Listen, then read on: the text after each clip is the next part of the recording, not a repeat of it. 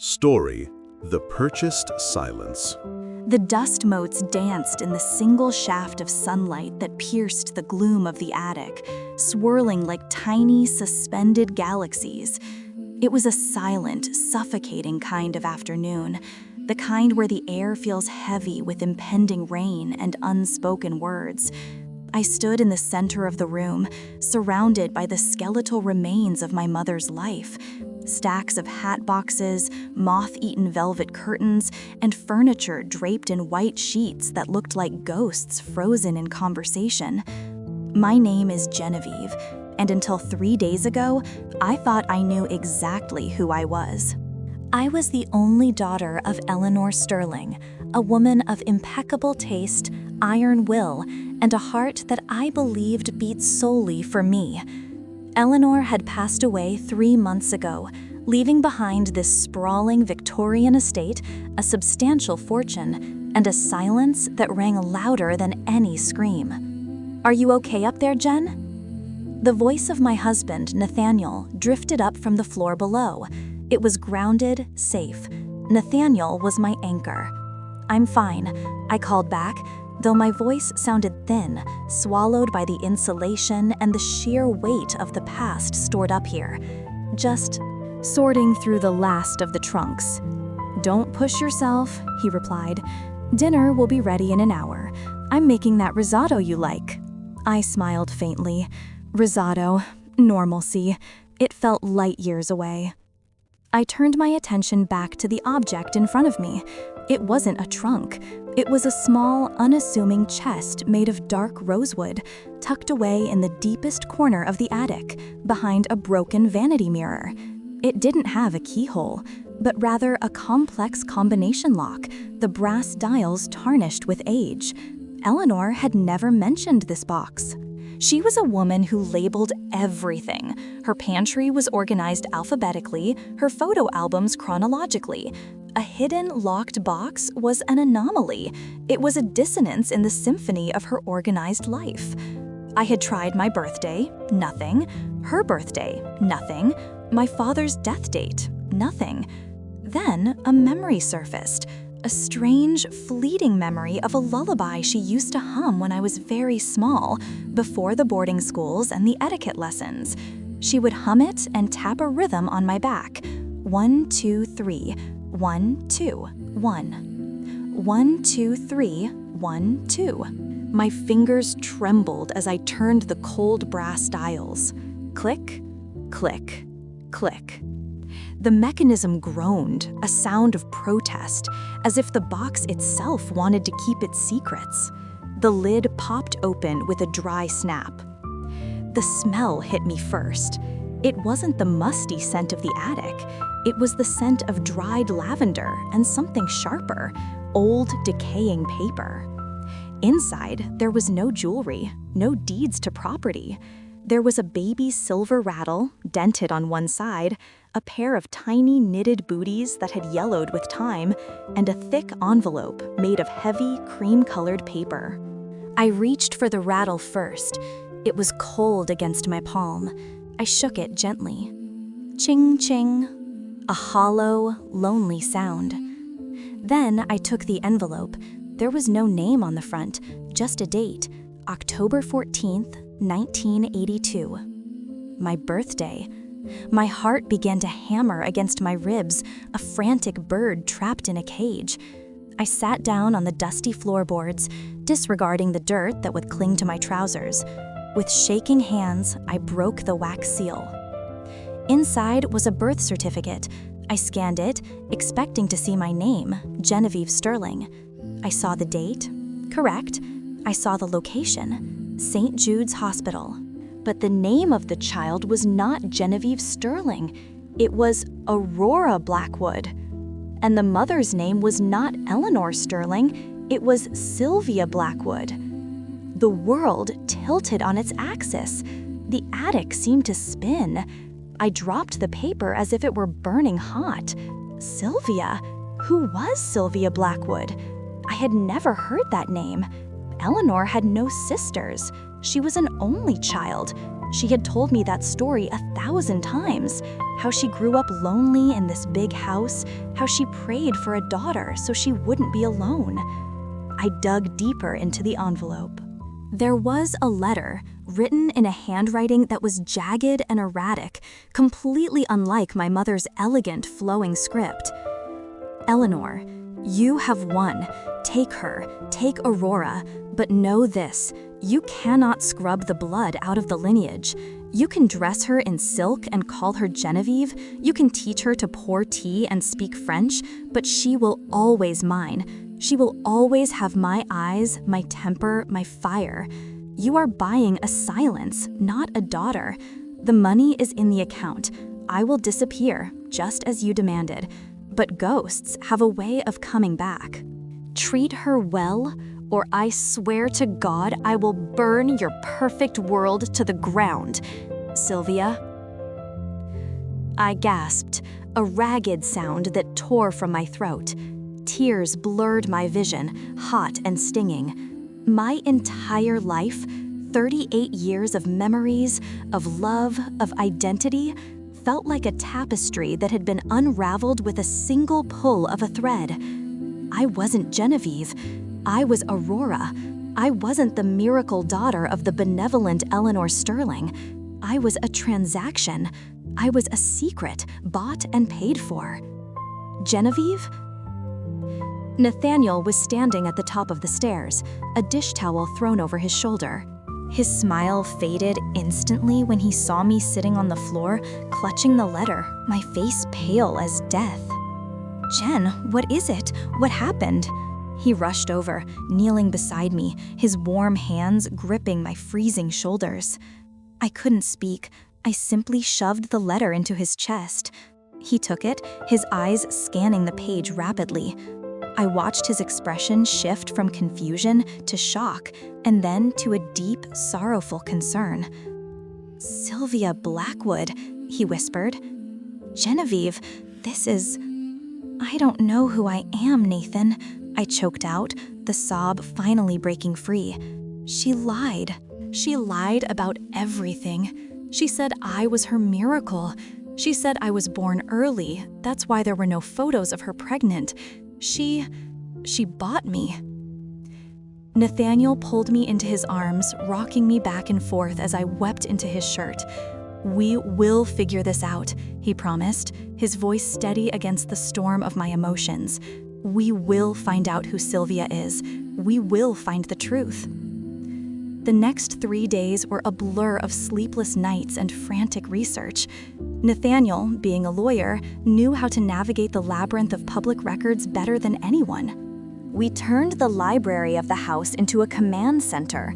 Coffee cups piled up on the mahogany desk, maps were spread out, and the glow of laptop screens illuminated our tired faces. It was difficult. The name Blackwood was common enough, but finding a Sylvia Blackwood connected to Eleanor Sterling in 1982 proved elusive. It was as if she had been erased, just as the letter promised. I found something, Nathaniel said on the third evening. His voice was quiet, cautious. I looked up from a stack of old yearbooks I had been scouring for any clue of my mother's hidden past. What? I looked into property deeds, not under Sylvia's name, but under a holding company your father managed. It seems they transferred a small property on the coast, near a town called Cliffside Haven, to a trust in 1983. The beneficiary of the trust was anonymous for years, but the tax records were updated 5 years ago. And, I held my breath, the current resident listed is Sylvia Blackwood. I stood up, the chair scraping loudly against the floor. She's alive. She's still there. It's a 4-hour drive, Jen, Nathaniel said, standing up to meet me. Are you sure you want to do this? We don't know what kind of woman she is. The letter, it was aggressive, unstable. I have to know, I said, my voice trembling but resolute. I have to see her. I need to know why she gave me up, why she sold me. Then I'm driving, Nathaniel said firmly. Go pack a bag. The drive to Cliffside Haven was like a journey into another world. We left the manicured suburbs and the rolling green hills of our estate behind, trading them for rugged, wind-swept coastlines and gray, churning oceans. The sky was a bruise of purple and charcoal, threatening a storm that never quite broke. My internal monologue was a chaotic mess. I kept looking at my reflection in the passenger side mirror. Did I look like Eleanor? I had always thought so. We both had fair skin and slender builds. But now, looking closer, I saw differences I had ignored. My eyes were a darker shade of hazel, almost green. Eleanor's were a pale, icy blue. My hair had a natural wave that Eleanor always made me straighten. Were these Sylvia's traits? Was I wearing the face of a stranger? We arrived at the address just as the sun began to dip below the horizon, casting long, sinister shadows across the road. The house was nothing like the Sterling estate. It was a small, weathered cottage perched precariously on the edge of a cliff, overlooking the crashing waves below. The paint was peeling, stripped away by decades of salt spray, and the garden was a wild tangle of overgrown briars and hardy coastal flowers. "It looks lonely," I whispered. Nathaniel squeezed my hand. "You don't have to go in alone." "No," I said, taking a deep breath. "I need to do this part myself." "Wait in the car, please. If I'm not out in 20 minutes, come get me." He hesitated, then nodded. "Phone on, volume up." I stepped out of the car. The wind whipped my hair across my face, stinging my cheeks. I walked up the cracked stone path, my heart pounding so hard I could feel it in my throat. I reached the door, a heavy wooden thing that looked like it had withstood hurricanes. I raised my hand and knocked. Silence. I knocked again, harder. Then the sound of a slow, shuffling gate, the scrape of a deadbolt. The door creaked open, revealing a slice of dim, yellow light. A woman stood there. She was old, perhaps in her late 60s or early 70s. Her hair was a wild mane of silver and gray, unkempt but striking. She wore a heavy wool cardigan over a floral dress that looked like it belonged in another decade. But it was her face that stopped my heart. It was my face, aged, weathered, etched with lines of bitterness and sorrow, but undeniably, it was the face I saw in the mirror every morning. The same sharp nose, the same hazel eyes. She stared at me, her hand gripping the doorframe so tightly her knuckles were white. She didn't look surprised. She looked resigned.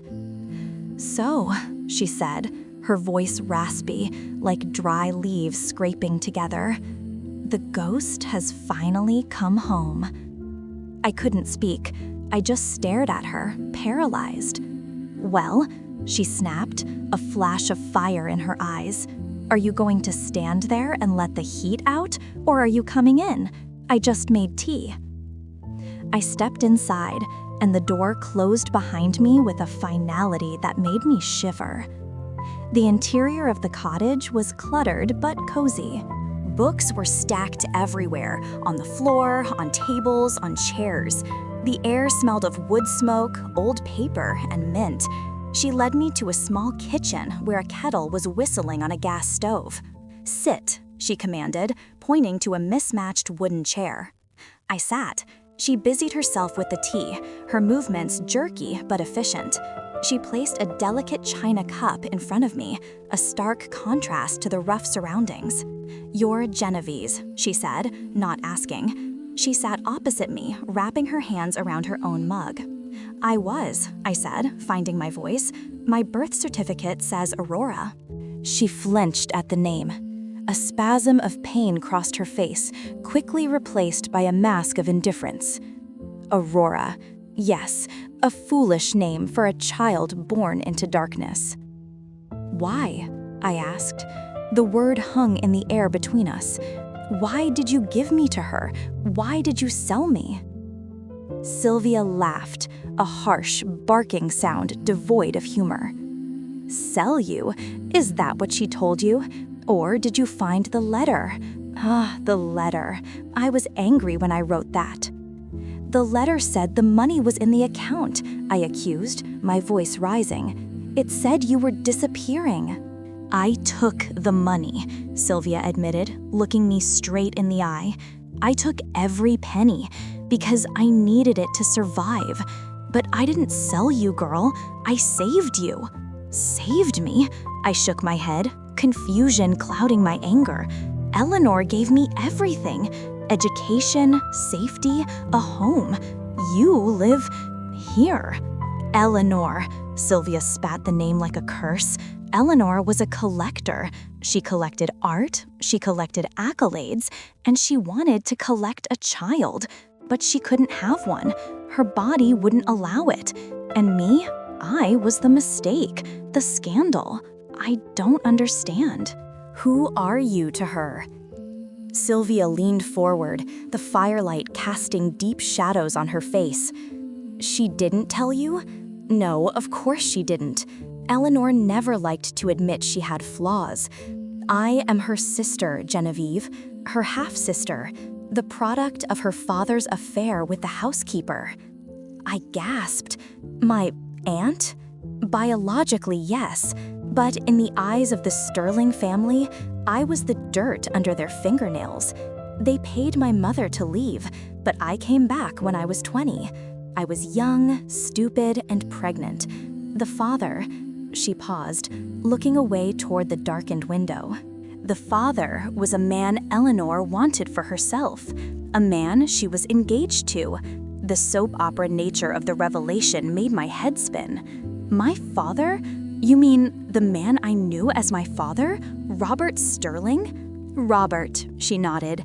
He loved me, or he lusted after me. It doesn't matter now. But when I got pregnant, Eleanor found out. She didn't scream, she didn't cry, she plotted. I gripped the edge of the table. What did she do? She waited until you were born. She told Robert that if the scandal got out, that he had fathered a bastard with the housekeeper's daughter, she would destroy him. She would ruin his political career, cut him off from the family fortune. She held all the cards. But she offered him a deal. She would claim the child as her own. She would raise you as a Sterling. And I would be paid to disappear. And you agreed? I whispered, horror creeping into my veins. I refused. Sylvia slammed her hand on the table, making the teacups rattle.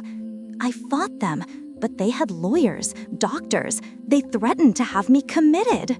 They said I was unstable, unfit. They said they would put you in the system, and I would never see you again. Or I could give you to them. You would have a life of privilege. You would be safe, and I would have enough money to start over somewhere far away. She looked at me, her eyes shimmering with unshed tears. I was 21. I was alone. I was terrified. I looked at you, so tiny and perfect, and I thought, maybe they are right. Maybe love isn't enough. Maybe you need what they can give you. So you let her take me? I let her take you, Sylvia whispered, her voice breaking. And every day for 38 years, I have regretted it. I watched you from afar. I saw the announcements in the papers. Genevieve Sterling wins piano competition. Genevieve Sterling graduates with honors. You looked beautiful.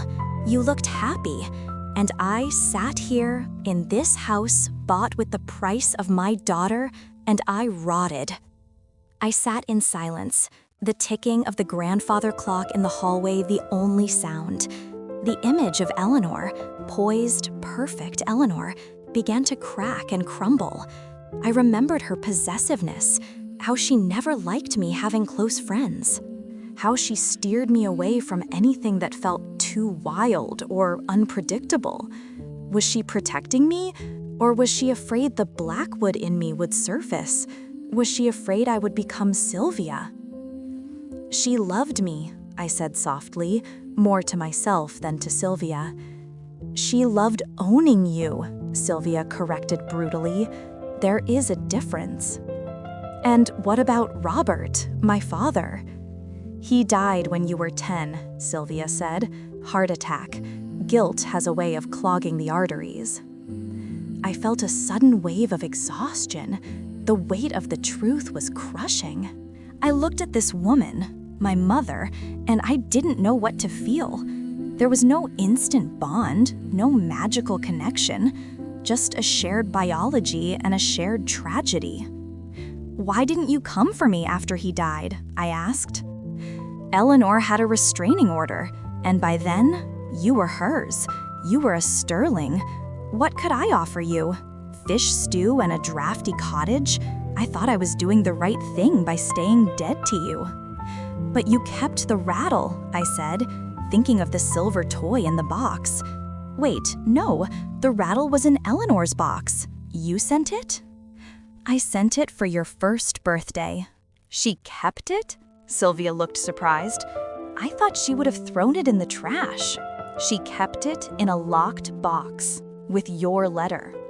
Sylvia leaned back, a bitter smile playing on her lips. Perhaps she had a conscience after all, or perhaps she just liked to keep trophies of her victories. I stood up. The room felt too small. I need some air. Sylvia didn't try to stop me. Go. The ocean helps. It screams so you don't have to. I walked out into the night. The wind had died down, leaving a cold, damp stillness. Nathaniel was standing by the car, looking anxious. He rushed over as soon as he saw me. Jen, are you okay? You were in there for over an hour. I'm okay, I said, though I felt anything but. She told me everything. I leaned against the hood of the car, looking back at the cottage. A single light burned in the window. Inside that house was a woman who had been broken by the people I called my family, a woman who had made a terrible choice out of fear and love. Is she your mother? Nathaniel asked gently. Yes, I said, and Eleanor was my aunt, and my father was my father, but a coward. Nathaniel wrapped his arms around me, holding me tight against the cold. What do you want to do? I looked at the house again. I could get in the car. I could drive back to my mansion, burn the birth certificate, and pretend none of this happened. I could go back to being Genevieve Sterling. It would be easier, safer. But I remembered the look in Sylvia's eyes, the loneliness, the years of punishment she had endured for a sin that wasn't solely hers. I want to stay, I said. Nathaniel looked surprised. Here, tonight? There's a hotel in town, right? Cliffside Inn? Yes, we passed it. Let's check in. Tomorrow I want to come back.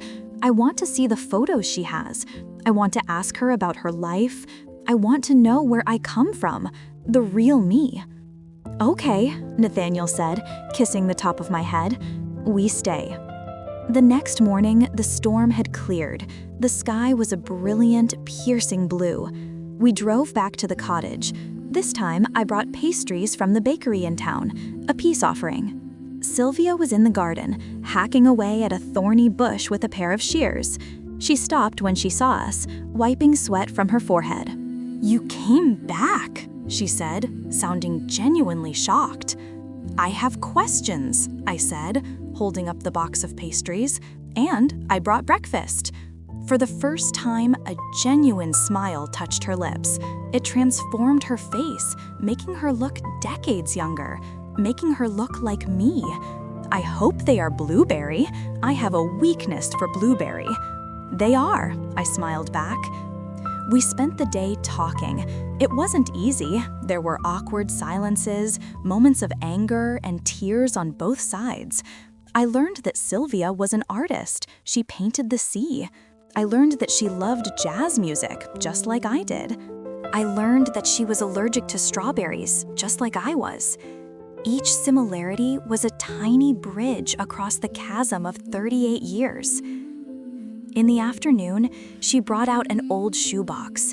Inside were photos of her pregnancy, photos of her holding a newborn baby, me, in the hospital, before Eleanor took me away. In the photo, Sylvia looked exhausted but radiant, looking down at me with a love that was palpable even through the grainy film. "I named you Aurora," she said softly, tracing the baby's face in the photo, "because you were the light after a very long darkness." "I like it," I said. "Aurora." "You don't have to use it," she said quickly. "Genevieve it's a strong name. It suits you." "Maybe I can be both," I said. "Genevieve Aurora." Sylvia looked at me, her eyes wet. "I would like that." The attic is clean now. The ghosts have been laid to rest. The rosewood box sits on my vanity, no longer hidden, but open. Inside, I keep the silver rattle and the letter, not as a source of pain, but as a reminder of the truth. I haven't moved to Cliffside Haven, but I visit every other weekend. Nathaniel loves the coast, and he's even started fishing. Sylvia, I still call her Sylvia, though sometimes Mom slips out, is teaching me how to paint. I'm terrible at it, but she has infinite patience. We are building something. It's fragile, and it's messy, and it's complicated. We can't undo the past. I can't unlive my life as a Sterling, and she can't get back the years she spent alone. Eleanor is still a complicated figure in my mind, the woman who raised me with love but stole me with lies. I am learning to forgive her, not for her sake, but for mine. Hate is too heavy a burden to carry. I found out that family isn't just blood, and it isn't just a legal contract. It's the people who show up. It's the truth, however painful. It's the willingness to look at the broken pieces and say, we can make something new out of this. I am Genevieve. I am Aurora. I am a daughter of two mothers, one who wanted me too much, and one who loved me enough to let me go, and then loved me enough to let me back in.